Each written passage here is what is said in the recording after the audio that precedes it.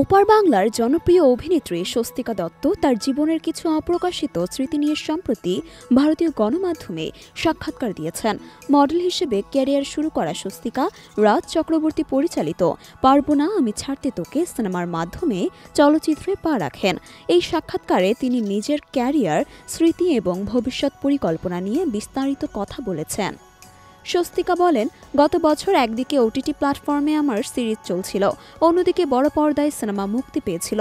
এই দুটি কাজ একসাথে আমার জন্য ক্যারিয়ারের নতুন মাইলফলক ছিল। এর পাশাপাশি তিনি বাংলার একটি বড় প্রযোজনা সংস্থার সঙ্গে কাজ করার সুযোগ পাওয়াকেও উল্লেখযোগ্য স্মৃতি হিসেবে চিহ্নিত করেন। তবে তার ভাষায়, গত বছর এমন কিছু ঘটেছে যেটা বলার মতো স্মৃতি নয়। আরজি করের ঘটনাটি এমন ছিল যা 2024-এ না ঘটলেই ভালো হতো।